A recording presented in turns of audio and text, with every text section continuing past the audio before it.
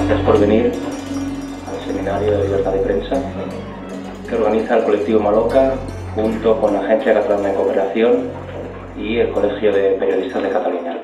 Colombia, creo que muchos de nosotros somos conscientes del conflicto que tiene desde hace varias décadas. En términos de conflicto político, la comunidad internacional apenas conoce, apenas sabe nada de ello. Ahí es donde los medios de comunicación, no solo colombianos, sino a nivel internacional, juegan un papel determinante. Yo creo que se ha pasado de ser el cuarto poder a ser, en muchísimos casos, un reproductor del discurso del poder, ¿no? Ese es un fenómeno, yo creo que bastante común en la mayoría de países occidentalizados, y en un país como Colombia, con la situación que vive, probablemente sea muchísimo más descarado. Evidentemente, todos vosotros sabéis que la libertad de prensa ha favorecido que muchos regímenes hicieran una transición hacia una democracia plena y realmente representativa. En Cataluña y en general en Europa, la realidad que se comunica sobre Colombia no es la realidad real de Colombia. Se garantiza a toda persona la libertad de expresar y difundir su pensamiento y opiniones, la de informar y recibir información veraz e imparcial, y la de fundar medios masivos de comunicación. Estos son libres y tienen responsabilidad social. Se garantiza el derecho a la rectificación en condiciones de equidad. Y termina, no habrá censura. Voy a hablar de la libertad de prensa desde la perspectiva de la propiedad o de la capacidad de crear o fundar medios de comunicación en Colombia. En Perú hablamos de 28 millones de habitantes y más de 15 diarios de circulación nacional. Chile, 16 millones de habitantes, 10 diarios de circulación nacional. Argentina, 39 millones de habitantes y 13 diarios de circulación nacional. Nicaragua, 5 millones de habitantes, 5 medios de circulación nacional. En Colombia somos 44 millones de habitantes y 2 diarios de circulación nacional.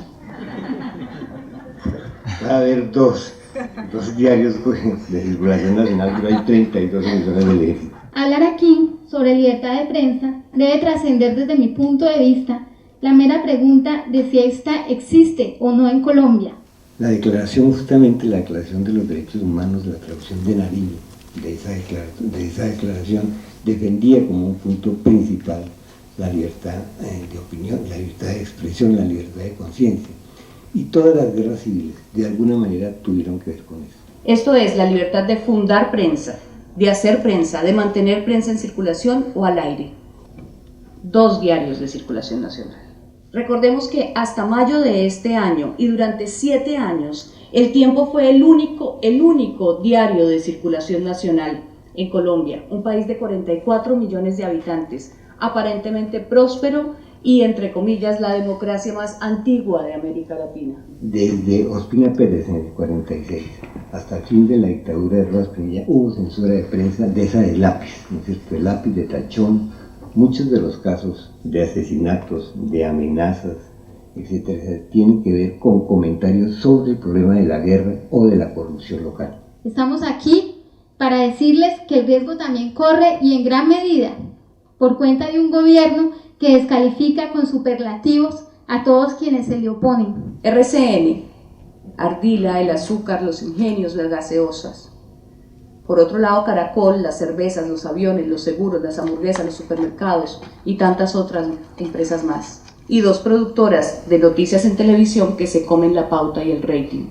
Estamos aquí, en suma, a 10.000 kilómetros de distancia, porque Colombia se ha convertido en un país silenciado, atemorizado y manipulado, en un país amordazado. El asesinato de periodistas concita la autocensura. La gente se autocensura, por ejemplo, los periodistas, para evitar un problema, para evitar que los maten. Y pareciera que están hablando, a la vez que la voz colombiana se está dejando escuchar, pareciera que también se está dando validez y se está escuchando la voz de muchos países latinoamericanos en los cuales hay represión en contra de los periodistas y contra de todos aquellos que no están a favor del modelo económico que tiene el poder en nuestros países. A modo de conclusión, la relación del Estado colombiano con los medios de comunicación y con la información basada en el argumento de que cada quien funde la empresa que quiera, y no bajo el principio de que la información es un servicio fundamental para el desarrollo de la democracia,